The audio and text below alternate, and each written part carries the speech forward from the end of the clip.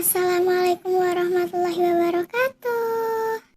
Selamat pagi anak-anak, bagaimana kabar kalian hari ini? Semoga tetap baik-baik saja ya. Sebelum mengawal pembelajaran pada pagi hari ini, kita berdoa terlebih dahulu. Berdoa dimulai. Berdoa selesai.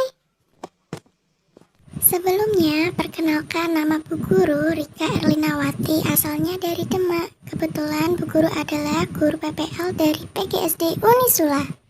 Salam kenal ya semuanya. Nah, pada pagi hari ini kita akan belajar tema 2, subtema 2 pada pembelajaran ketiga materi IPS. Apakah kalian tahu apa itu jenis usaha ekonomi? Jenis usaha ekonomi ada yang dikelola sendiri ataupun usaha ekonomi yang dikelola secara berkelompok. Jenis usaha ekonomi yang dikelola sendiri adalah usaha yang dikelola oleh perorangan. Usaha ekonomi ini memiliki modal terbatas dan biasanya dikelola secara sederhana. Contoh usaha ekonomi perorangan. Yang pertama ada usaha pertanian. Usaha ini memiliki modal terbatas, lahan yang digarap petani biasanya terbatas. Yang kedua ada usaha perdagangan. Usaha perdagangan secara perorangan biasanya berskala kecil dan sedang. Contohnya pedagang asongan dan pedagang kaki lima. Yang ketiga ada usaha jasa. Contohnya usaha fotokopi, bengkel, potong rambut, dan penjualan pulsa. Yang keempat ada industri kecil. Contohnya usaha kerajinan tangan berupa pembuatan keramik, souvenir. Usaha ekonomi yang dikelola kelompok. Usaha ini dikelola secara bersama, baik modal, pengelolaan, maupun keuntungan. Contoh usaha ekonomi yang dikelola berkelompok. Yang pertama ada firma. Firma adalah usaha ekonomi bersama yang didirikan sekurangnya 2 orang. Usaha berbentuk firma biasanya bergerak di bidang konsultasi, hukum, dan keuangan. Yang kedua ada persekutuan komanditer atau CV. Didirikan oleh sekurangnya 2 orang yang menyetorkan modal pada CV. Terdapat 2 jenis sekutu. Sekutu aktif berperan sebagai investor dan pengelola. Sekutu pasif berperan sebagai investor tanpa terlibat dalam pengelolaan CV. Yang ketiga ada perseroan terbatas atau PT. Usaha bersama yang modalnya berupa kumpulan saham. Saham diartikan sebagai bukti kepemilikan suatu perusahaan atas penyetoran modal. Contohnya PT PLN. Keempat, badan usaha milik negara atau BUMN. Sebuah perusahaan yang seluruh atau sebagian modalnya dimiliki oleh negara. BUMN dapat berbentuk Perum dan PT.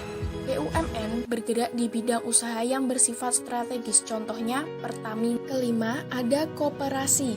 Adalah badan usaha yang beranggotakan orang-orang atau badan hukum koperasi dengan melandaskan kegiatannya berdasarkan prinsip koperasi, sekaligus gerakan ekonomi rakyat yang berdasarkan asas kekeluargaan. Usaha ekonomi sendiri, contohnya ada usaha pertanian, usaha perdagangan, usaha jasa, dan industri kecil. Yang kedua, jenis usaha ekonomi kelompok, contohnya PT, BUMN, CV, dan koperasi. Pengaruh kegiatan ekonomi terhadap kesejahteraan masyarakat. Dalam kehidupan sehari-hari, kita tidak lepas dari kegiatan ekonomi. Apa saja kegiatan ekonomi yang dilakukan sehari-hari? Selanjutnya, pengaruh kegiatan ekonomi terhadap kesejahteraan masyarakat. Kegiatan ekonomi meliputi kegiatan produksi, distribusi, dan konsumsi. Ketiga kegiatan ekonomi ini saling berkaitan satu sama lain. Satu kegiatan ekonomi terhambat, maka akan mengganggu kegiatan ekonomi lainnya. Apa itu produksi? Ada yang tahu? Produksi adalah kegiatan menghasilkan barang dalam rangka memenuhi kebutuhan hidup. Orang yang melakukan kegiatan produksi disebut produsen. Ini adalah contoh gambar kegiatan produksi, memproduksi gerabah. Gerabah berasal dari tanah liat yang diolah atau dibentuk, kemudian dijemur dan dibakar.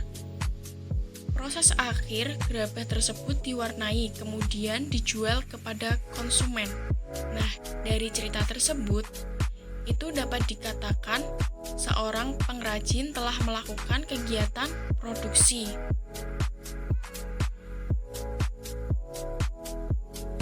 Apa itu distribusi?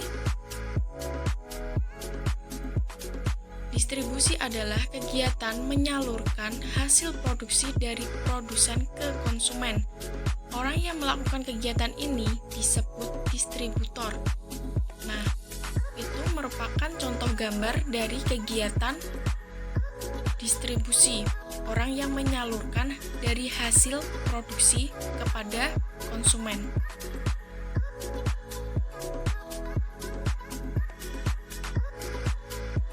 Apa itu konsumsi? Konsumsi diartikan kegiatan menghabiskan atau mengurangi nilai guna barang dan jasa untuk memenuhi kebutuhan hidup. Orang yang melakukan kegiatan konsumsi disebut konsumen. Nah, jika kita membeli suatu barang dari distribusi atau distributor dan kita gunakan atau kita pakai, nah, kita dapat disebut sebagai konsumen. Kegiatan ekonomi meliputi 3, yaitu produksi, distribusi, dan konsumsi. Produksi sendiri adalah kegiatan menghasilkan barang dalam rangka memenuhi kebutuhan hidup. Manfaatnya meningkatkan kesejahteraan pemilik sumber daya ekonomi dan produsen. Sedangkan distribusi adalah kegiatan menyalurkan hasil produksi dari produsen ke konsumen. Manfaatnya adalah dapat segera sampai kepada konsumen dengan cepat dan tepat sehingga kebutuhan konsumen segera terpenuhi. Sedangkan konsumsi adalah kegiatan menghabiskan atau mengurangi nilai guna barang dan jasa untuk memenuhi kebutuhan hidup. Manfaatnya, bagi konsumen, konsumsi bermanfaat untuk memenuhi kebutuhan hidup. Bagi produsen dan distributor, kegiatan konsumsi akan menghasilkan pendapatan.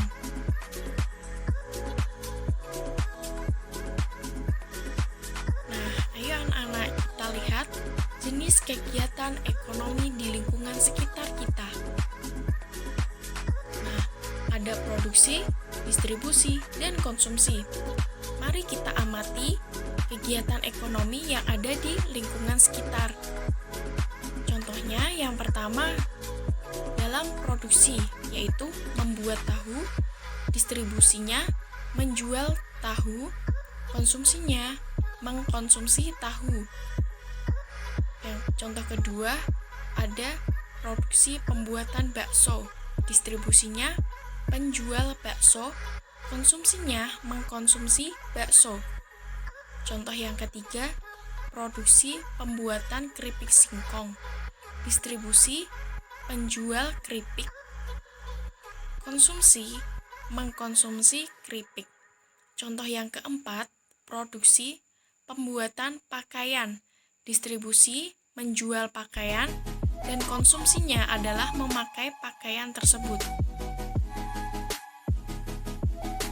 Nah, kegiatan ekonomi dapat berdampak positif terhadap peningkatan kesejahteraan masyarakat.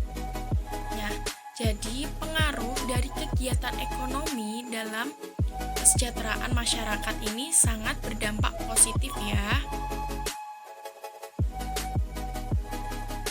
Karena dapat meningkatkan kesejahteraan masyarakatnya.